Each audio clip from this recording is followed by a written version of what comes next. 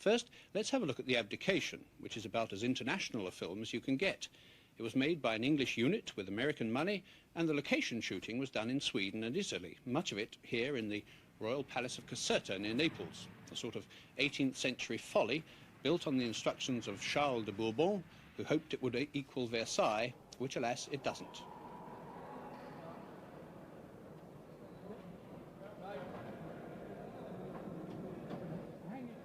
The stars of the picture are Liv Ullmann, who is Norwegian, and Peter Finch, who's widely regarded as an Australian, though he was in fact born in London. Oh, and the lighting cameraman is one of the best in the business, Geoffrey Unsworth, who's not only an Oscar winner, but, chauvinism impels me to add, British as well.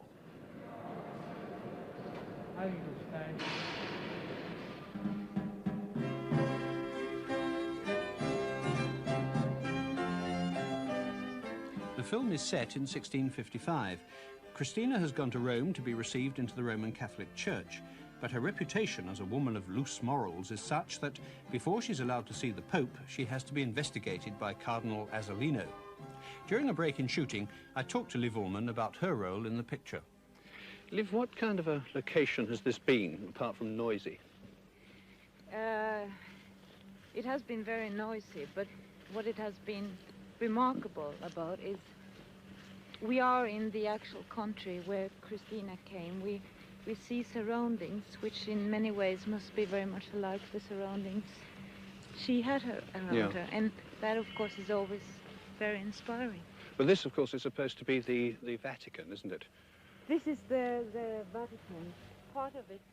An obvious point that occurred to me was that Miss Ullmann's Queen Christina stood a fair chance of being compared, favourably or otherwise, with Greta Garbo's Queen Christina. So I asked her if this possibility caused her any concern. No, not at all, because the movies are so different. Hers was a beautiful movie, very romantic and very unhistorical. Ours is a very modern story, one could say. It could also be about two modern people. And as far as we have been able to, we are following history. And whatever happens to Christina in this picture could happen to the real Christina. But according to history, Christina was short, pockmarked and humpbacked. Now that's not really a very good description of you, is it? Well, first of all, you haven't seen me act it. Second, what we are trying to show is the inner soul of a woman, a very tormented woman. And I think it is very unimportant what her looks was, what her surface was. Because the film is made largely in flashback, you have to portray Christina from the age of 29 and also much earlier, don't you? Yes, personally I play her from she's 17.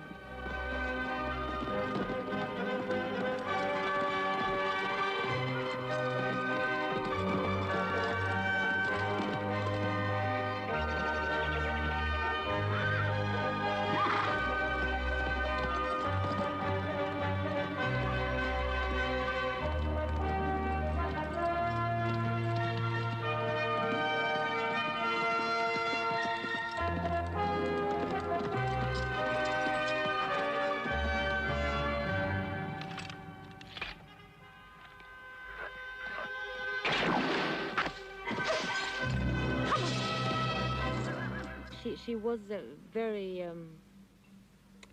to most people, appalling woman. She both looked very bad, and she had difficulties inside her which made people turn away from her. And if you are to show this on a film, you also have to show what you feel was there: vulnerability, sweetness, longing for love. Because if you just show somebody who is terrible all the time, I mean, not only the people in the film walks away from you, but the audience will walk away. Yes, that's fatal when the audience walks away. Yeah. Tony Harvey, of course, was at one time an actor himself. Does that make it easier for you to work with him as a director? Does he understand your problems particularly well? All good directors do understand the problems of an actor, and they sort of leave them more or less alone. They use the material they have instead of, pushing their own self on the screen. And Tony is a good director, and he